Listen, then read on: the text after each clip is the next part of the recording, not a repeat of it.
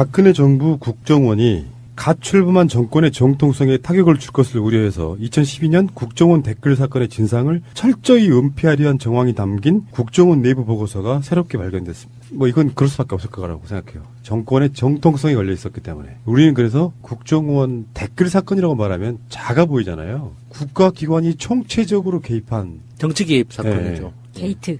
네. 그 상황에서 국정원에서 이제 그게 나온 거죠. 정권의 명운이 걸려 있어서 댓글을 은폐해야 된다. 그러니 뭐 거기에 국정원이네 검찰이네 총동원돼가지고 덮으려고 얼마나 많은 노력을 했겠냐 이런 거예요. 국정원 메인 서버에서 2013년 국정원 감찰실 주도로 만든 댓글 수사 대책 내부 보고서를 확보해서 지금 검찰로 이첩했다고 해요. 근데 거기에 상당히 많은 부분이 윤석열 당시의 수사팀장과 연관이 있는 거예요. 그것을 윤석열이 중앙지검에서 이렇게 받아보면은 나를 핍박하려고 뭐 최동욱도 포함해가지고 무슨 짓을 했는지 이제 보게 되는 굉장히 묘한 상황이 만들어지는 거죠. 그러니까 이 당시 국정원 내에서 댓글 작업을 하던 사람들이 어떤 환경에서 일을 했을지 저는 좀 디테일하게 상상이 되는 게 이 사람들한테 하드디스크가 가장 중요한 물증이잖아요. 그러면은 그 하드디스크를 어떻게 운용을 하냐면 우리가 보통 데스크탑 그 PC를 하드디스크가 PC 안에 들어있죠. 네. 그래서 데스크탑 안에서 그 하드디스크를 분리하려면은 케이스 뜯어서 이렇게 해야 되잖아요. 근데 하드디스크만 노출되도록 조립할 수가 있거든요. 그런 외장형 하드디스크 시스템이 있어요. 그래서 손잡이를 딱 잡고 쭉 뽑으면은 바로 하드디스크만 뽑고 달아날 수가 있는 그런 시스템이 있거든요. 그렇게 했겠네요, 그러면. 그 영화 마스터에 보면은 굉장히 잘 나와 있습니다. 영화 마스터에 보면 그 초반에 이병헌이 다단계 사기를 하잖아요. 금융 사기를 하잖아요. 그래서 예비군 훈련처럼 비상 훈련을 합니다. 그 김빈우가 신호를 보내면 1시간 안에 내가 연락이 없으면은 훈련이다 해서 증거를 없애버리는 훈련을 하는데 그때 그 장면이 나와요. 바로 PC에서 그냥 일어나면서 들고 뽑으면 바로 뽑히는 하드디스크 시스템이 있거든요. 그런 환경에서 주기적으로 훈련도 했을 거예요. 신호가 오면 하드디스크를 뽑아서 바로 파쇄기에 집어넣고 탈출하는 그런 걸 상상하면 그 디테일하게 상상하면 할수록 너무 열받아요. 그렇게 했겠네요. 그 정도로 대비는 했었겠죠. 근데 본인들도 정권의 명운이 걸려있고 정통성에 대해서 걱정을 했었다면 알고 있었다는 거예요. 네, 그리고 그 정통성이 없다는 걸 본인들이 알고 있었기 때문에 그거에 대한 보고서를 썼다는 이야기잖아요. 이게 너무 명확하게 드러나는 사건 아닌가요? 그러니까 이게 이렇게 봐야 돼. 박근혜는 탄핵을 당했지만 당선을 원천 무효시켜야 됩니다. 그러니까 원천 무효 사유에 해당해요. 박근혜 자체를 전 대통령이라고 부르면 안 돼요. 지금 왜 그 전두환, 노태우도 전 대통령에 대한 이게 다 박탈됐잖아요. 네. 전 대통령이라고 부르면 안 돼요. 원래는 잘못된 거야. 전두환 씨 정도가 가장 적당한 용어인데 박근혜는 원천적으로 당선 무효였던 거를 알고 있었던 거죠. 그러니까 박근혜는 탄핵하라가 아니라 당선 무효였지. 대통령이 아님. 그제 그 소요 방송에서 송병우 님이 MB 정권에서 준비했다는 개표 조작 프로그램 뭐 이런 이야기를 하셨잖아요. 네. 정말 그랬을까? 그랬을 수도 있겠구나. 그러면은 MB에서 박근혜로 넘어가는 그 과정에서 도대체 어디까지 불법이 있었던 걸까? 단순히 댓글 수준은 아니었을 것 같다는 생각이 들잖아요.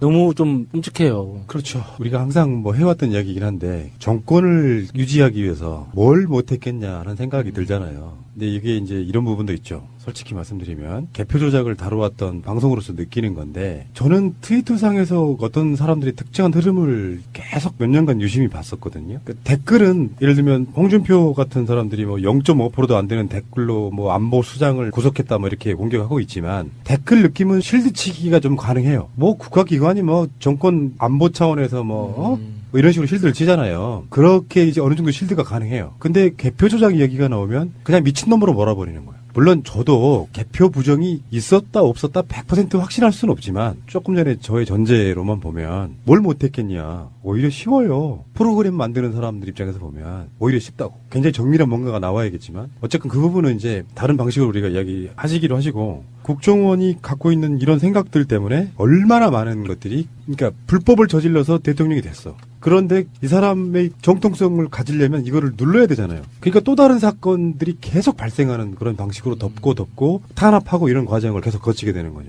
제가 국정원에 적을 둔 사람, 그러니까 국정원에 소속된 사람을 실제로 만나본 경험이 몇 번 안 되지만 공통적으로 느꼈던 게 세계관의 차이라고 하죠. 이 대한민국이라는 사회를 바라보는 관점 자체가 굉장히 불안하게 보는 거예요. 그러니까 대북, 북한, 이렇게 그 대치 상황이라는 이 상황 자체를 전쟁 상황으로 보고 있느냐, 안 그러면은 평화의 어떤 그 과정으로 보고 있느냐에 따라서 똑같은 현상도 다르게 해석하잖아요. 그러니까 국정원 직원들은 기본적으로 지금 우리 대한민국의 이 상황을 전쟁 상황으로 인식하기 때문에 자신들이 지켜야 한다는 걸 전제하는 것 같아요. 그러니까 대통령이 누가 되든지 간에 국정원이 그러니까 주도권을 가지고 안보를 지킬 수 있다면 그 대통령이 이명박이 됐든 박근혜가 됐든 상관이 없다는 그런 느낌을 많이 받은 적이 있거든요. 그러니까 이런 불법도 사실 이명박이 시킨다고 할 만한 일은 아니죠. 제정신인 사람이라면. 여기 아까 홍준표가 했던 이야기를 한번 보겠습니다. 페이스북에 올린 글. 댓글 수사로 출세한 충견들이 0.5%도 안 되는 댓글로 안보수장을 구속했다면 자신들은 4년 후 정치 관여 검사로 구속되지 않는다는 보장이 있느냐. 댓글 수사로 출시한 중견들이 0.5%도 안 되는 댓글로 안보수장을 구속했다면 자신들은 4년 후 정치 관여 검사로 구속되지 않는다는 보장이 있느냐. 비문이죠. 문장이 성립이 안 돼. 그러니까 검찰이 정상적인 수사를 하는 것을 정치 관여로 몰고 있잖아요. 그리고 0.5%든 뭐 100%든 0.00001%든 그게 무슨 상관이에요, 그게. 0.5%도 틀린 거고요. 일단 예. 팩트가 틀렸고요. 훨씬 더 넘어요. 지금 거의 1% 가까이 되는 거고. 다음에 그 0.5%라고 해도 수천 건이에요. 그게 어디까지 정확히 알아야 되냐면 국정원 직원들이 아이디로 쓴 것이 인증된 것만이에요. 다 증거를 은폐하고 삭제하고 조작한 다음 맞아요. 남은 것 중에 그렇죠. 그리고 예. 이건 국정원 직원들이 쓴 거잖아요. 예. 민간인 댓글 부대까지 포함하면 상상을 초월하게 많아지거든요. 예. 다음이요. 정의의 상징이었던 검찰을 한 줌도 안 되는 충견들이 좌파 정권의 앞잡이로 몰아가는 것을 바라보며 하루살이 충견 검사들로 인한 검찰 조직의 붕괴를 우려한다. 검사들이 정의와 의기를 상실했다면 이제 그 대안을 찾을 수밖에 없다. 공수처자는 이야기인가요?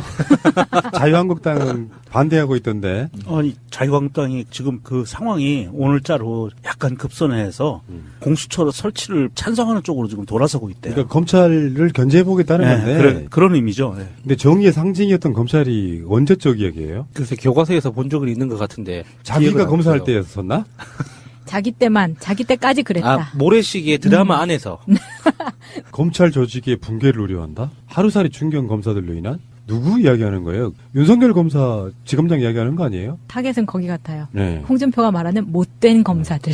다음이요. 국정원 특수활동비 청와대 상납 사건을 처벌하려면 검찰로부터 매년 100억여 원의 특수활동비를 상납받았다는 법무부도 같이 처벌하는 것이 형평에 맞는 것이 아닌가. 고도의 물타기요. 그러니까 이거 법적으로도 틀려먹었고 예. 거기다가 설사 그랬다고 하더라는 그런 가정은 사실 필요 없지만 여기도 처벌해야 될 이유가 뭐냐고. 개인 뇌물하고 예를 들어서 아까 말한 데이터 이동제 이쪽에 남아서 공동체로 쓸 수 있다. 이런 거하고 도덕적으로 개념이 일단 다르잖아요. 불법성을 떠나가지고. 노무현 정권 당시에 청와대 특수활동비 3억 원, 가족 횡령 의혹 사건과 640만 달러 뇌물 사건은 왜 수사하지 않는가. 잘못했으면 처벌받는 것이 당연하지만 비례의 원칙이 있고 수사에도 관행이 있다. 지 새끼 아니야, 이 새끼. 아, 이건 너무 열받는데. 이건 어. 계속 아니라고 이야기를 해도 계속해서 잘못된 팩트로 그렇죠. 예, 계속해서 똑같은 이야기를 하는 거예요. 거기에다가 지금 얘는 이야기하는 게 현재 검찰을 정치 검찰로 똑바로 해라라고 이야기하는 거예요.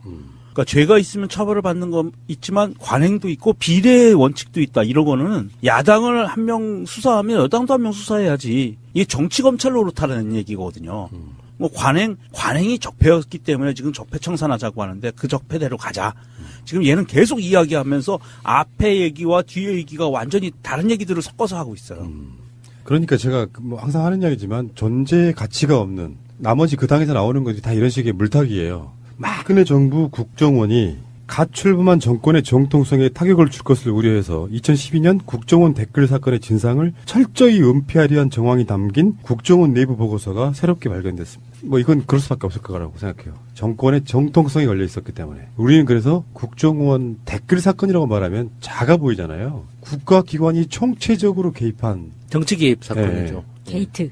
네. 그 상황에서 국정원에서 이제 그게 나온 거죠. 정권의 명운이 걸려 있어서 댓글을 은폐해야 된다. 그러니 뭐 거기에 국정원이네 검찰이네 총동원돼가지고 덮으려고 얼마나 많은 노력을 했겠냐 이런 거예요. 국정원 메인 서버에서 2013년 국정원 감찰실 주도로 만든 댓글 수사 대책 내부 보고서를 확보해서 지금 검찰로 이첩했다고 해요. 근데 거기에 상당히 많은 부분이 윤석열 당시의 수사팀장과 연관이 있는 거예요. 그것을 윤석열이 중앙지검에서 이렇게 받아보면은 나를 핍박하려고 뭐 최동욱도 포함해가지고 무슨 짓을 했는지 이제 보게 되는 굉장히 묘한 상황이 만들어지는 거죠.